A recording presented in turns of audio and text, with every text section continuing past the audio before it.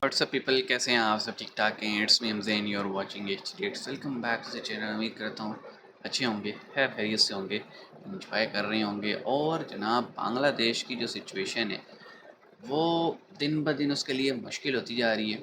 और उसकी वजह यह है कि वो एक ऐसे मैटर में फंस गए हैं, मतलब एक तरफ अवामी तरीके और दूसरी तरफ स्टूडेंट यूनियन और ऐसे एलिमेंट्स हैं जो कि एंटी इंडियंस हैं। और एंटी इंडियंस एलिमेंट्स में उन्होंने इस वक्त हुकूमत पे कब्ज़ा किया हुआ है।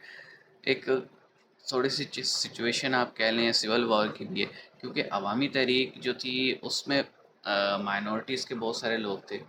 तो जिस तरह से हमला हो रहा है माइनॉरिटीज़ पे दिन ब दिन, मतलब कभी कुछ कभी कुछ कभी कुछ। अब वो एक लड़के का केस भी आया, वीडियोज़ हमारे सामने आई कि पुलिस स्टेशन में उसके साथ जो है ना क्या कुछ हुआ, और पुलिस और सिक्योरिटी फोर्सेस सामने खड़ी हुई, उन्होंने चूँ भी नहीं की। इससे पता लगता है कि मोर और लेस बांग्लादेश में भी जो रेडिकल्स हैं उन्होंने सिस्टम को हाईजैक किया हुआ है, जस्ट लाइक पाकिस्तान। तो अब एक और बैड न्यूज़ कि रेमंड एक बहुत बड़ी कंपनी है, फैशन ब्रांड टेक्सटाइल की, तो उसने अपना तमाम ऑपरेशन बांग्लादेश में बंद कर दिया और वापस इंडिया मूव कर दिया। तो वीडियो देखते हैं, 3 2 1 एंड। हेलो फ्रेंड्स, जय हिंद। हिंदुस्तान स्पेशल में आपका स्वागत है दोस्तों। जैसा कि दोस्तों आपने क्लिप में देखा, भारतीय दिग्गज टेक्सटाइल कंपनी रेमंड अपनी सभी फैक्ट्रियों को बांग्लादेश में बंद करने की तैयारी में हाँ है। जी। इसका मुख्य कारण बांग्लादेश के बिगड़ते हालात हैं। बांग्लादेश की आर्थिक स्थिति अब पहले जैसी नहीं रही। दिन ब दिन बांग्लादेश गहराई में धंसता चला जा रहा है, वह भी पाकिस्तान के रास्ते पर भी है। रेमंड के चेयरमैन एवं प्रबंध निदेशक गौतम हरि सिंघानिया ने कहा है कि कंपनी को पड़ोसी बांग्लादेश में संकट के बाद वैश्विक कंपनियों से बड़ी संख्या में प्रस्ताव मिल रहे हैं और वह इस अवसर का लाभ उठाने के लिए तैयार हैं। यह पूछे जाने पर कि क्या उन्हें बांग्लादेश से कुछ परिधान कारोबार भारत में स्थानांतरित होने की उम्मीद है, उन्होंने कहा है कि हमें ऐसी उम्मीद है। हम प्रस्ताव देख रहे हैं। जाहिर है कि इसमें थोड़ा समय लगेगा, लेकिन हमें निश्चित रूप से इस पर सकारात्मक संकेत मिल रहे हैं। उन्होंने कहा कि भारत अपनी सीधी आपूर्ति क्षमताओं के साथ बेहतर स्थिति में है, क्योंकि रेमंड जैसी कंपनियां कपड़ा और परिधान व्यवसाय दोनों में मौजूद हैं, जिससे अंतिम आपूर्ति और अंतर्राष्ट्रीय ब्रांड के लिए भी समय की बचत होगी। बंगाली अपने पासपोर्ट लेके हाँ। इंडियन मिनिस्ट्री के सामने ज़मीन पे रख दी है उन्होंने, हाँ, यानी रो कि रहे अपने हैं, हाँ। अपने मुल्क की इज्जत उन्होंने जो हाँ, उनकी हाँ, एक हाँ, इमेज हाँ। बना था। मैंने ये पहले कहा था जब इनका ये शुरू हुआ था ना, 1 2 हाँ। दिन आपके साथ प्रोग्राम हुआ था, मैंने बताया था आपको कि ये बाद में बड़ा पछताएंगे। देखिए, आपने मुल्क में अपने हालात चेंज करके ना दुनिया में एक इमेज बड़ा तगड़ा बना दिया था, लेकिन आपने अपने हमसायों को छेड़ के, किसी भी मुल्क को छेड़ के आपने ये अपना इमेज जो बना था वो वो ख़राब ख़राब हो गया। किया। यानी कि पहले आपका झंडा ऊपर था, अब आपने अपने झंडे को ज़मीन पे, पासपोर्ट एक झंडा ही है ना हमारा, हाँ, ठीक उसको है। आपने ज़मीन पे रख दिया इंडिया के कदमों में।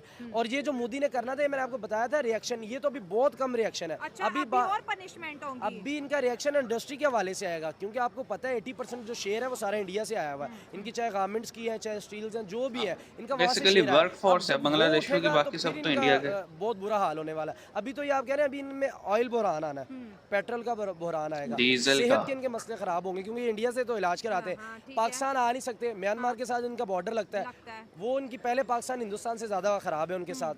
तो अभी ये इतनी जल्दी लिफ्ट नहीं कराएंगे। मैं पहले बता दिया था, जिस दिन ये पहले दिन वाक़या हुआ था, मैंने आगाह कर दिया था। मैंने कहा ये इन्होंने छेड़ के बहुत बड़ी गलती इंडिया कर को दी। छेड़ के गलती कर दी है। अभी इनका पेट्रोल बंद वो हो भी रहा है, हो गया, डीजल बंद हो गया। ये पाइपलाइन बंद आने का मकसद ये था कि इनको फ्री एंड कॉस्ट इंडिया सस्ता, से हाँ। पहुंच जाए। बॉर्डर ऑलरेडी अभी ब्लॉक किए हुए, अभी तक जब से ये मसला हुआ कोई नहीं है। अभी इनका सब्जियों का, अभी दालों का, चीनी का, ये आम सी बात देसी तरीके से बात बता रहा हूँ जो आवाम को भी समझ आ जाए। अभी इनका बुहरान आना बाकी है। ये तो भाई बांग्लादेशियों को ऑर्डर आ रहे हैं। देखें, बात सीधी सी है। जब वहाँ पे एक जैसे अरब स्प्रिंग थी ना, हुक्मरानों के ख़िलाफ़ लोग निकल आए थे बाहर, तो ये जो बांग्लादेश में हुआ ना, पहले लोग बड़ा सपोर्ट दे रहे थे हर तरफ से कि हाँ जी, अगर कोई बैड गवर्नेंस के इश्यूज थे, कोटा के लेके मसला था, मेरिट को लेके मसला था, तो बंगाली निकले अपने हक के लिए। अब क्या हुआ, अब सिचुएशन कुछ हो रहा है कि चलो तुम आ गए, तुमने रिप्लेस कर दिया, तुमने एक इंटरिम गवर्नमेंट बना ली। अब वो क्या कर रहे हैं, सुप्रीम कोर्ट के जज को चल भाई इस्तीफ़ा दे, नहीं तो हम मारे हैं बाहर। हाई कोर्ट के जजेस को इस्तीफ़ा दो, नहीं तो हम मारे हैं बाहर। स्टेट बैंक के जज बंदे हों, गवर्नर्स हों, इस्तीफ़ा दो नहीं तो हम आ रहे हैं बाहर।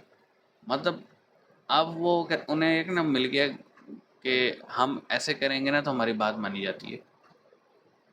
मैं ट्विटर पे देख रहा था कई सारी वीडियोस के माइनॉरिटी टीचर्स या वो टीचर्स जो अवामी तहरीक से उन्हें लगता है बिलोंग करते हैं, या फिर अगर कोई टीचर पसंद नहीं भी है तो उस पर ये इल्ज़ाम ठोक के कि ये जनाब हुकूमत का नुमाइंदा है और ब्ला ब्ला ब्ला, इस्तीफ़ा दो। और फिर मैं देख रहा था वो एक प्रिंसिपल था या पता नहीं एक टीचर था, उससे ज़बरदस्ती रेजिग्नेशन लिखवाया जा रहा था। और जैसे ही उसने मतलब साइन किए तो जो सो कॉल स्टूडेंट्स थे उन्होंने तशद्दुद शुरू कर दिया उस पर। मतलब सिर्फ रेजिग्नेशन तक बात नहीं रुकी, उसको मारा भी गया, फिज़िकल अब्यूज़ भी हुआ उसका। फिर हम देखते हैं माइनॉरिटीज़ के बहुत सारे क्लिप्स आ रहे थे कि उनके मंदिरों को, गिरजों को तोड़ा जा रहा है, जलाया जा रहा है, मार्केट्स को लूटा जा रहा है, उनकी घरों को लूटा जा रहा है, घरों में घुस के इज़्ज़तें लूटी गई हैं। और माइनर जो बच्चे हैं लड़कियों को अपने साथ लेके गए हैं, लड़कों को मार दिया गया है। इस तरह की न्यूज़ेस भी आ रही थी। तो अब आपके सामने है फिर क्या रिज़ल्ट निकलेगा। और मतलब मुस्लिम कंट्रीज़ तो चाहे एक दूसरे के साथ दें या ना दें, लेकिन जो सनातनी है वो हमेशा साथ खड़े होते हैं अपने बंदे के। तो इंडिया ने फिर रिस्पॉन्ड तो किया है, एक तो ये सनातन वाले मामले पे, और दूसरा कि आप ये नहीं देख रहे कि मतलब इंफ्रास्ट्रक्चर हो गया, डीजल हो गया, आपकी एनर्जी के मैटर हो गए, सब इंडिया हैंडल करता है। मैं क्लिप्स देख रहा था, वो एम्बुलेंसेस जो दी जाती हैं तो उस पर इंडिया और बांग्लादेश की पिक्चर्स थी, उनको आग लगाई जा रही है, तोड़ा जा रहे हैं, इंडिया के फ्लैग को जो है ना किया जा रहा था। तो डिसरिस्पेक्ट, तो फिर रिएक्शन तो आना था और रिएक्शन आया है। अब इनकी चीखें निकल रही हैं, अभी तो बहुत कुछ आएगा। जस्ट वेट एंड वॉच, क्योंकि अभी फ्लड आया है ना, देखा है फिर क्या हुआ है। तो मिलते हैं, अपना ख्याल रखिएगा। सी यू गाइस।